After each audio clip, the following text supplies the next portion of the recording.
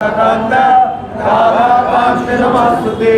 तप्त कांचन गौरांगी राधे वृंदावनेश्वरी वृषभानुदेवी प्रणामामि हरिप्रिय श्री कृष्ण चैतन्य प्रभु नित्यानंद श्री अद्वैत गदाधर श्रीवासादि गौर भक्तवृंद हरे कृष्ण कृष्ण कृष्ण हरे हरे हरे राम राम राम हरे हरे।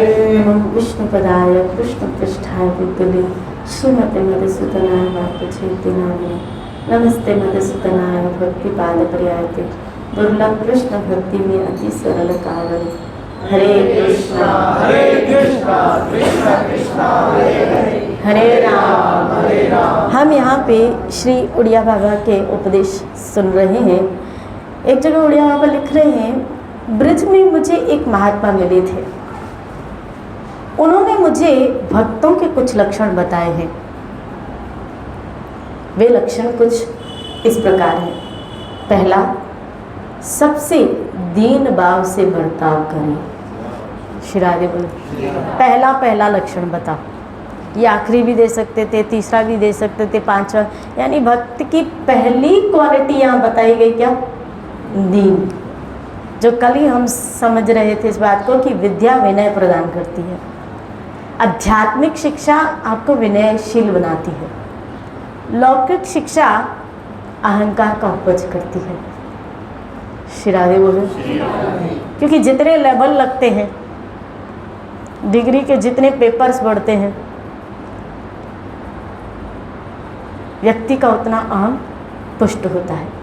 ये तो गुरु का जब तक सानिध्य न हो ना, तब तक झुकाव नहीं आता भाई। शिरादे बोलो। और किसी को भी भगवान मिला है ना, आप देखो,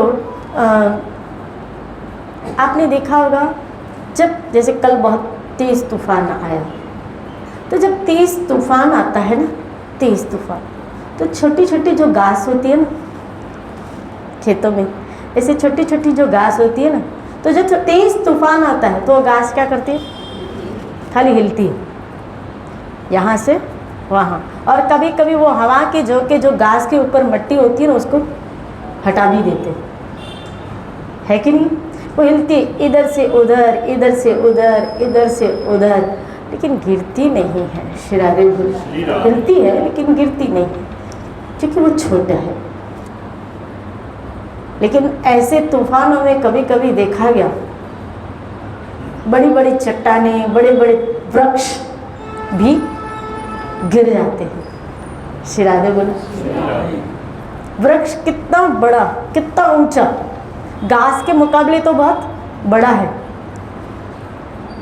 और दिखने में बड़ा मजबूत है। घास तो बहुत कच्ची, कोमल, लेकिन वृक्ष दिखने में बड़ा मजबूत है। लेकिन कभी कभी ऐसे तूफानों में ऐसे कई वृक्षों को हमने गिरते देखा है। शिरादे बोला। व्यक्ति जितना बड़ा बनने की कोशिश करता है ना, उतना उसके गिरने के चांसेस बने रहते हैं, उतना वो गिरने के चांसेस बने रहते हैं। बड़ा सधावन, बड़ा दुख पावन, छोटे के दुख दूर। शिरादे बोला। एक संत से किसी ने पूछा कि आपकी इतनी ख्याति, आप इतने बड़े हो गए, आपको कैसा लगता है? पूछा किसी ने, तो संत ने जवाब दिया, क्या कि कैसा लगता है? अगर आप मुझसे पूछ रहे हो तो बहुत बुरा लगता है। बोला क्यों? सब इस ख्याति के लिए तरसते हैं और आपको इतनी ख्याति मिली और आप कह रहे हैं कि, बोला हाँ बहुत बुरा लगता है, क्योंकि जब मैं अकेला था ना, जब मैं अकेला था तो कभी भी मेरे मन में इच्छा होती थी। बहुत सुंदर बात उन्होंने कही जो मुझे बहुत दिल को छू गई। उन्होंने कहा क्या कि एक दिन है ना, मेरी बहुत इच्छा हो रही थी बिहारी जी के दर्शन करने की। तो मैंने अपने शिष्यों को कहा, चलो आज बिहारी जी, वल्लभ जी, राधा रमण जी क्या करके आते?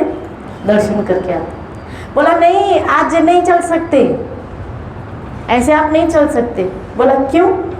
बोला आज तो संडे इतनी भीड़ होगी, वैसे ही भीड़ बहुत होती है, तो इतनी भीड़ होगी तो आपको तो छोड़ेंगे ही नहीं। बोला मैं कितना दुर्भागी, वैसे कहने मैं कितना दुर्भागी कि इस ख्याति ने मुझे दर्शन से क्या कर दिया, वंचित कर दिया। नहीं तो पहले जब मैं अकेला भ्रमण करता था, मुझे कभी भी मौज आती थी, मैं राधा रमण में चला जाता, मैं राधा वल्लभ में चला जाता, मैं बिहारी जी चला जाता। लेकिन इस ख्याति की वजह से आज मैं भगवान के दर्शन नहीं कर पा रहा। श्री राधे बोलिए। हालांकि ऐसे महापुरुषों के भगवान अंग संगी होते हैं, नो डाउट, लेकिन कभी उनको मंदिर में दर्शन करने की जब अभिलाषा होती है तो बड़ा सदावन, बड़ा दुख पावा। श्री राधे बोलिए। बड़ा दुख। आप जैसे, हमें कोई नहीं जानता, कभी भी मंदिर गए, मस्त बैठे रहे, माला करी, एक आधा घंटा आपको बैठने का मूड हुआ, बैठ गए। श्री राधे बोलिए। ऐसे कोई ख्याति प्रख्याति कोई संत मंदिर में नहीं बैठ सकते, क्योंकि जैसे ही बैठेगा 4 लोग आए, पाँव छुएंगे, महाराज जी कुछ सुनाइए। तो अरे हम यहाँ सुनने, हम उनके साथ बैठने, आप कुछ बताइए ना, आप कुछ कहिए। श्री राधे बोलिए। जब मैं न्यू आई थी, न्यू बहुत घंटों में गोविंद जी बैठती थी, घंटों, कोई जानता नहीं था। लगभग सुबह में 7 साढ़े 7 तो आ ही जाती थी और मैं लगभग 12 बजे तक बैठती थी मंदिर में। श्री राधे बोली। 11:30-12 बजे तक बैठती थी, यानी लगभग ठाकुर जी के जो पट बंद होते थे फिर मैं उनको तब आती थी, क्योंकि उस वक्त सत्संग शाम को ही होती थी, सुबह नहीं होती थी। लेकिन मैंने देखा जैसे जैसे लोग जानते गए, अब मंगला जाओ तो मंगला में भी लोग पकड़ लेते हैं, यहाँ जाओ तो लोग पकड़ लेते हैं, फिर पीछे बैठो, कोने में बैठो, अरे माँ बैठी है, पकड़ लेते हैं। श्री राधे बोले। तो वो मज़ा, वो आनंद, वो जो जब लूटा करते थे, कभी ठाकुर जी के नज़दीक चले गए, गोविंद जी के नज़दीक चले जाते थे, कोई जानता ही नहीं था, नज़दीक चले गए, कभी पीछे बैठते थे, माला पढ़ते थे, कभी भजन सुनते रहते थे। लेकिन अब वो सुख कहाँ,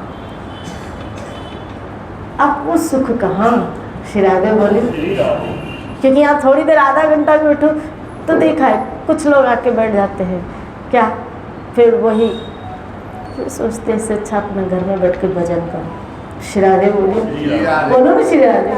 ये अनुभव की बात बता रही हूँ कि ये प्रख्याति है ना, थोड़ी बहुत भी आपको एक आत्मिक सुख से कहीं ना कहीं वो सुख से वंचित कर ले। भगवान से ये मत मांगना ये नहीं मिले, ये नहीं मिले हमको, सच में आध्यात्मिक जीवन में ये चीज़ नहीं चाहिए, नहीं मिले। मैं उड़िया बाबा का एक पढ़ रही थी, आगे आपको सुनाऊंगी। उड़िया बाबा एक जगह लिख रहे हैं, उन्होंने नारायण स्वामी का, ब्रह्मानंद जो थे, नारायण स्वामी का एक सूत्र कोटेट करते हुए कहा है, बोला जब भगवान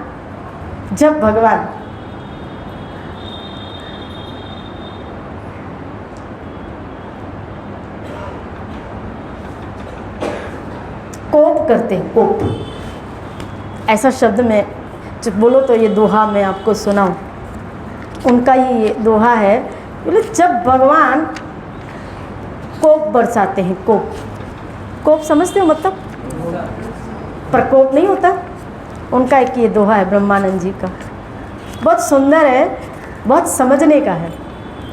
बोला जब भगवान प्रकोप बरसाते हैं तो बोला वो आपको स्त्री, पुत्र, घर, ख्याति ये सब दे देते हैं। बोलो, यानी भगवान जब प्रकोप बरसाते हैं, क्या मुझसे दूर हो तो कोई श्री राधे बोलो, तो ये सब चीज़ें देते हैं। और जब भगवान कृपा बरसाते हैं तो आपकी निंदा करवाते हैं, आपकी निंदा, क्योंकि जो लोग निंदा कर रहे हैं वो आपसे दूरी है और आप भगवान के नज़दीक हो। श्री राधे बोले। उल्टा है, उल्टी नदी प्रेम की। श्री राधे बोले। इस जगत में हर एक व्यक्ति प्रख्याति चाहता है, नाम चाहता है, लेकिन आध्यात्मिक जीवन बिल्कुल इसके उलट है, बिल्कुल इसके उलट। यहाँ अगर कोई निंदा करे ना तो बहुत अच्छा लगता है, अच्छा है। आपकी अगर कोई निंदा करे ना, कोई अपशब्द बोले, अच्छा है। इसके दो कारण हैं, एक आप भगवान के नज़दीक जाओगे, दूसरा वो आपके पाप को धो रहा है। और जो हमारे पाप को धो रहा है, मतलब जिस पाप को मुझे भोगना पड़ता दुख के रूप में, वो व्यक्ति खुद मेरा दुख लेके धो रहा और आपको मुक्त कर रहा है कि आप उस दुख को भोगोगे नहीं अभी। नहीं तो याद रखना, दुख भोगना, कोई भी दुख अच्छा नहीं है। ये तो भगवान की दया है, आप सब सुख स्वस्थ सही सलामत बैठे हैं, ठाकुर जी की महती कृपा है। नहीं तो शरीर का कोई भी दुख अच्छा नहीं है भाई। ये जो गुजरे होंगे ना इस प्रोसेस से, उनको पता होगा। श्री राधे बोलो। ये कुंती मांग सकती थी कि मेरे जीवन में दुख दो, लेकिन हम जैसे साधारण लोग तो दुख से घबरा जाते हैं। दुख कोई भी अच्छा नहीं है, कोई भी अच्छा नहीं है, कोई भी अच्छा नहीं है। जब शरीर में कोई पीड़ा आती है ना, व्यक्ति का भजन वजन में मन नहीं लगता है भाई। श्री राधे बोलो। मैं एक जगह सत्संग करने जाती हूँ, नारी के नाकी में। आप विश्वास नहीं करोगे, जब हम कल ही उसका देहांत हो गया, हम 2-3 दिन पहले उसके यहाँ मुझे वहाँ लेके गए, बोला प्लीज़ आप वहाँ चलिए। हमने वहाँ कीर्तन किया, लेकिन जो उस माता की स्थिति थी मैं आपको वर्णन नहीं कर सकती। जो उसको पीड़ा थी, जो उसको दर्द था, एक तो लिवर खराब, दूसरा कैंसर, तीसरा पानी भर गया था और पूरी जगह पे फोड़े निकल आए थे। यहाँ मैंने देखा उसकी आँख तो बिल्कुल ऐसे ही बाहर थी, दांत उसके बिल्कुल बाहर निकल आए थे, पेट फूल के पानी से वो बाहर आया था। यानी इतनी पीड़ा में थी कि उसको मैं उस वक्त हम कीर्तन कर रहे थे और मैं बार बार उसको खाली बोली थी राधे राधे बोलो, एक बार राधे राधे बोलो। वो उसके होंठ हिल रहे थे लेकिन वो जोर से उच्चार भी नहीं कर पा रहे थे। कितना दर्द है, इंसान कितना पाप के कारण दुख भोग रहा है। मुझे कहा एक जगह 18 वर्ष की लड़की खोड़ में, इससे भी अधिक, मैं इसको ही नहीं देख पा रही थी, तो बोला इससे भी अधिक भयंकर यातना भोग रही है और जैसे ही उसके पास आते हैं तो बड़ी दुर्गंध आती है। तो बोला मैं आपको वहाँ नहीं लेके जाऊंगी क्योंकि आपकी हेल्थ खराब है, लेकिन मैं आपको प्रार्थना करती हूँ, आप यहीं से उनके लिए प्रार्थना कीजिए। श्री राधे बोलो। और मुझे मौका मिला तो मैं ज़रूर उसके पास जाऊँगी, क्योंकि अगर कीर्तन करने से उनको इस देह से, इस पाप से मुक्ति मिलती तो हमें वहाँ कीर्तन करना चाहिए। कल उस माता का देह छूटा, इतने टाइम से वो भोग रही थी, कीर्तन ने उसको मुक्ति दे दी। कीर्तन ने उसको, कीर्तन में इतना पावर है। श्री राधे बोले। कीर्तन में इतना पावर है।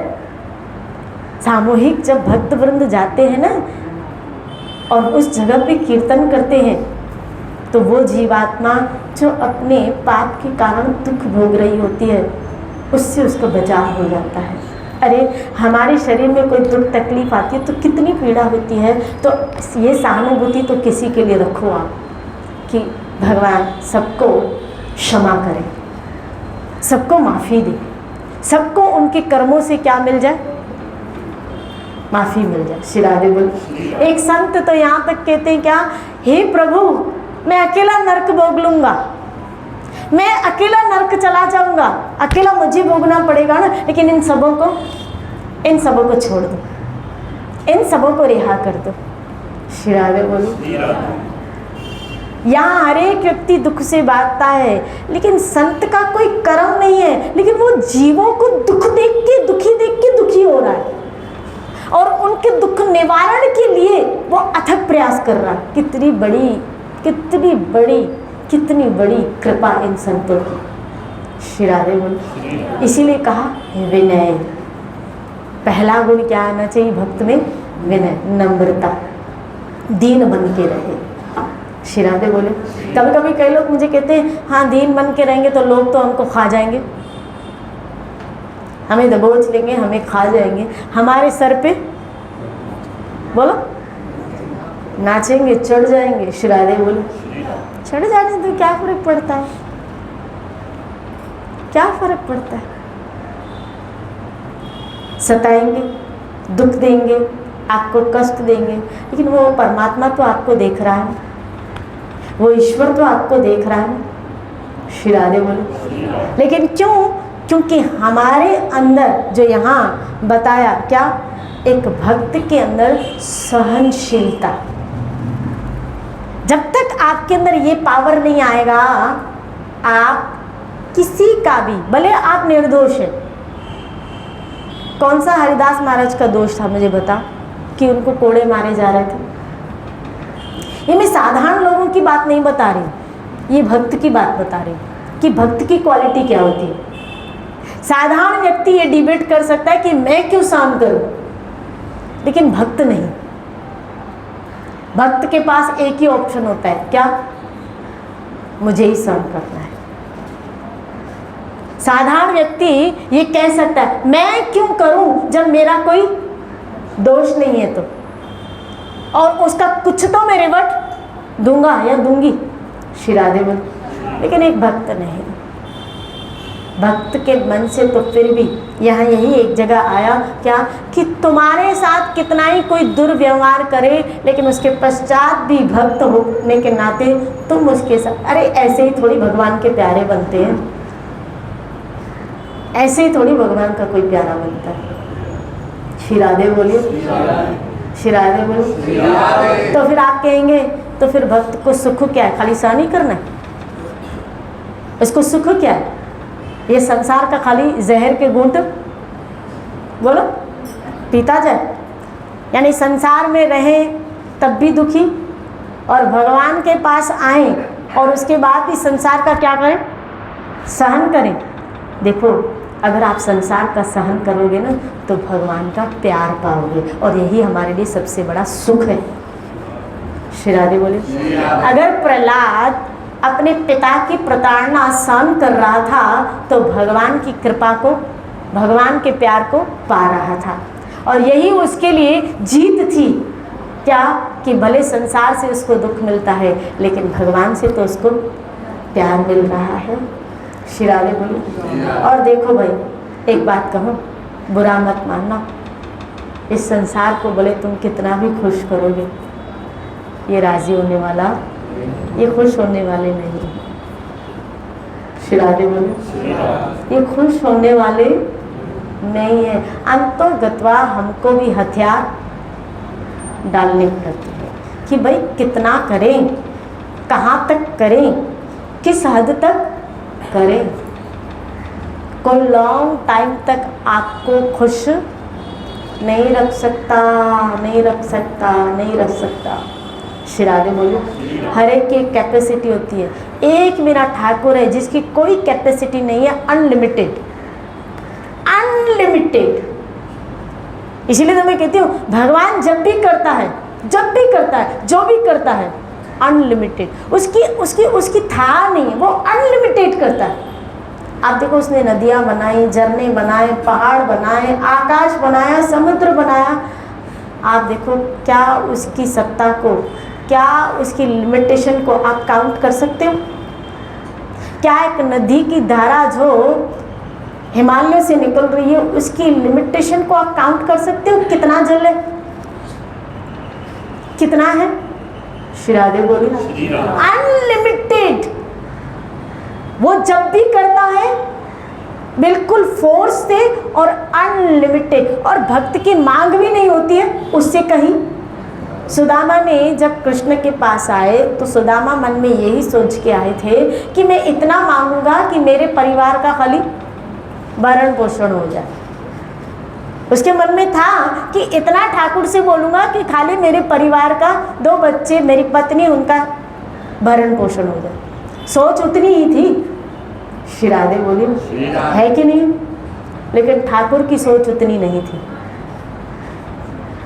अगर मुझे बताओ भगवान सुदामा को अगर 2 बच्चे पत्नी इसके लिए कितना मकान चाहिए रहेगा भाई? 2 बच्चे यानी 4 लोग, ज़्यादा से ज़्यादा 5 लोग होंगे।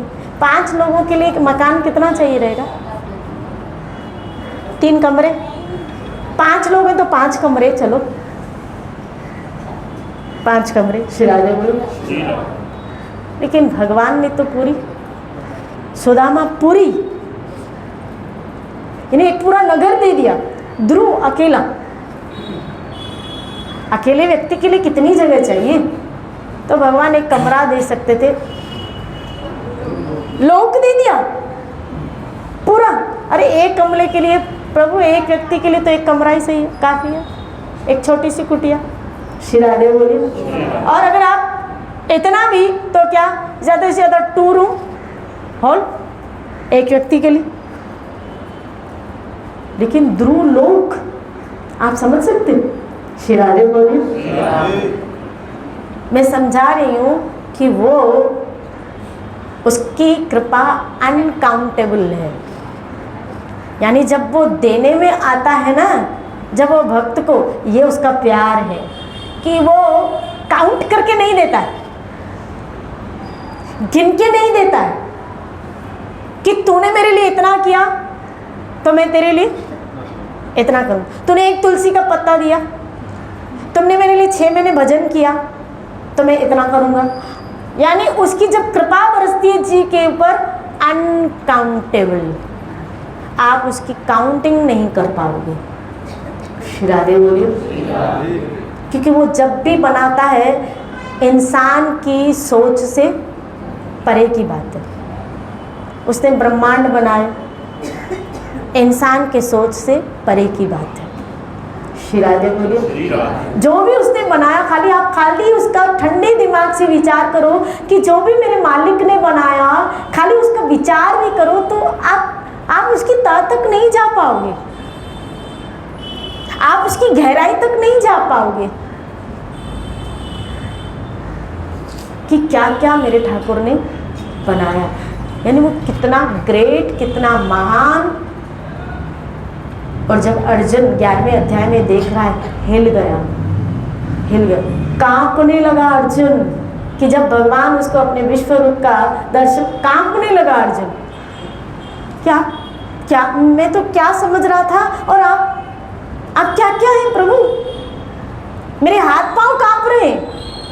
श्री राधे, ऐसे भगवान को विनय से पाया जा सकता है। जब तक आप में भक्ति का ये सद्गुण विनय नहीं आएगा, विनयशीलता नहीं आएगी, आप उस परमात्मा को पा नहीं पाएंगे। किसी आम से, किसी इन चीज़ों से, उस ग्रेट ईश्वर को, उस महान ईश्वर को जब भी किसी ने पाया, झुक के पाया। और मैं तो कह, वहाँ क्या, इस भौतिक जगत में जिसने भी जब भी कुछ पाया, झुक के ही पाया है। श्री राधे बोले, झुक के ही पाया। श्री राधे बोले, झुक के ही पाया। इसलिए किसी बहुत अच्छे एक लेखककार ने लिखा है, उसका लेख है, उसने लिखा है क्या, वो कहता है कि जब भी तुम्हें कुछ हासिल हो, उसका क्रेडिट खुद मत लेना, उसका क्रेडिट खुद मत लेना, तो हमेशा उसका क्रेडिट अपने मालिक को देना। मान लो आप कंपनी में हैं और आप कंपनी में बहुत अच्छा एक रिवॉर्ड पाए हुए हैं, आपको अच्छा आपने काम किया और कंपनी आपको ग्रेटिट्यूड दे रही है, लेकिन ये क्रेडिट आप किसको दो? बोला आपने अच्छी सुविधा दी। आप अगर वही क्रेडिट अपने मालिक उसको दोगे तो उस कंपनी की कृपा थोड़ी ज़्यादा मिलेगी। श्री राधे बोलिए, है कि नहीं बताओ? जो भी आपको जीवन में प्राप्त हो, क्रेडिट खुद मत लेना, भले पुरुषार्थ आपका हो लेकिन क्रेडिट खुद मत लेना। इसी तरह आध्यात्मिक जीवन में जो कुछ भी प्राप्त हो, कहो नानक सब तेरी बलियाई, कोई नाम न जाने मेरा। शिरादे बोले क्रेडिट खुद मत लेना, उस ईश्वर को, उस मालिक को दे देना और ज़्यादा कृपा मिलेगी। प्रभु थोड़ा बहुत टूटा फूटा भजन हो रहा है, ये तो इन संतों का जैक लगा है, कृपा लगी है तभी हो पा रहा है, नहीं तो कहाँ हो पाए। श्री राधे बोली आप क्रेडिट कभी खुद मत लेना। ओह ये तो हम करे आए, हमारी वजह से हुआ। श्री राधे बोली जैसे ही गोपियों को सौभाग्य का अहंकार हुआ, कृष्ण गायब। इंद्र को अहंकार, कृष्ण ने टेढ़ी उंगली की कि नहीं की। क्रेडिट कभी खुद मत लेना। यहाँ विनय, ये गुण आपको संसारिकता में भी और आध्यात्मिकता में दोनों जगह काम आएगा। ये जो बताया खाली भक्त के लिए नहीं पर दोनों के लिए, विनयशीलता। श्री राधे भक्त कैसा हो? विनय। तृणादपि सुनिचेन तरोरपि सहिष्णुन अवानेन माननेन कीर्तन्य सदा हरि। श्री राधे बोली एक घास के ऊपर जब हम चलते हैं तो कितनी लातें वो घास हमारी खाती है, कितनी लातें खाती है ना, लेकिन फिर भी वो घास आपका मंगल ही करती है। कहते हैं, ऐसे डॉक्टर्स भी कहते हैं कि उस घास के ऊपर अगर नंगे पांव चलो तो आपको कई एनर्जेटिक पावर, यहाँ तक कि आपकी आँखों की रोशनी में बढ़े, ऐसा डॉक्टर्स कहते हैं। श्री राधे आयुर्वेद कहता है। हालांकि आप उसको लात मारे और आपको पता है जड़ चेतन सब जीव है, तो ये भी जीव है। क्योंकि आपको पता हो पेड़ जो ग्रीनरी है वो क्या छोड़ती है? ऑक्सीजन। और क्या लेती है? तो मतलब जीव है तभी ना। आपके ऊपर कोई लात मारे तो, हमारे ऊपर अगर कोई लात मारे तो हम क्या करेंगे? वो एक मारेगा, हम दो, हम इतने शरीफ लागे, हम चार मारे। श्री राधे बोलो ना, श्री राधे चार मार दे। एक बार सहन कर रहे, अगर दोबारा मारे, आप देखो वो घास, वो चेतन है, जड़ चेतन सब में मेरा ईश्वर है। लेकिन उसके पश्चात भी वो कभी कुछ किसी को नहीं कहते। श्री राधे बोले यही बात महाप्रभु चैतन्य ने समझाई। तरोरपि सहज, इस तिनके की तरह, घास की तरह अपने अंदर सहनशीलता लाओ कि लातें खाने के बाद भी वो घास कुछ नहीं बोलती। यानी भक्ति में आपको, भजन करने में आपको इतनी सहन शक्ति लानी पड़ेगी, तभी भगवान का प्यार पाओगे। यानी भगवान का प्यार उन लोगों को मिलता है जो सहन करते हैं।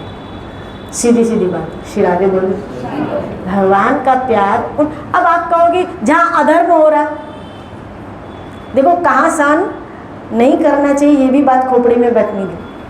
कहाँ सहन करना है? अपने लिए हमें सब सहन करना है। हमारे लिए कोई अपशब्द बोलता है, आपद, अपने लिए हमें सब सहन करना है। लेकिन चार जगह आपको सहन नहीं करना है। ये भागवत में आया है। श्री राधे बोले चार जगह हमको सहन नहीं करना है। एक, जहाँ आपके गुरु की निंदा हो रही है या किसी संत की निंदा हो रही है, आपको वहाँ सहन, भगवान की निंदा हो रही है, आपको सहन, अगर वहाँ आप सहन करते हो तो आपकी भक्ति का पतन होता है। श्री राधे बोलो। जैसे भगवान श्री राम, जब रावण उनकी पत्नी को, माँ जानकी को अपहरण करके लेके गया, तो भगवान सहन करके नहीं बैठे। क्या किया भगवान? यहाँ द्रौपदी का जब अपमान हुआ तो पांडव सहन कर, भगवान ने कहा यहाँ सहन करने की जरूरत नहीं है। श्री राधे बोली तो उस जगह हमको सहन नहीं करना है जहाँ आपकी पत्नी या आपके पति का अपमान हो रहा हो। श्री राधे बोलिए। ऐसी जगह में आपको, जैसे भगवान शिव का दक्ष प्रजापति ने क्या किया, बोलो, अपमान किया था, अपमान किया था। लेकिन माँ पार्वती, माँ सती, उन्होंने क्या किया, अपना देह वहाँ त्याग दिया। श्री राधे बोलिए। सहन नहीं किया ये, बोला मेरे पिता बड़े हैं, इनको तो कुछ नहीं बोल सकती, लेकिन अपने आप को, जो ये शरीर उनके द्वारा मिला है, उसको तो मैं ख़त्म कर सकती हूँ। श्री राधे बोलिए। तो जहाँ आपके पति वैष्णव हैं, आपकी पत्नी वैष्णव है, आपकी पत्नी की इज्जत के ऊपर बात आ रही और आप सहन करो, ऐसा आपको करना, वहाँ आपको आवाज़ उठानी चाहिए। श्री राधे बोलो। उस जगह हमको आवाज़ उठानी चाहिए, जैसे प्रभु श्री राम ने रावण का संहार किया। श्री राधे बोलिए ना, बोलो ना श्री राधे। आता था ये,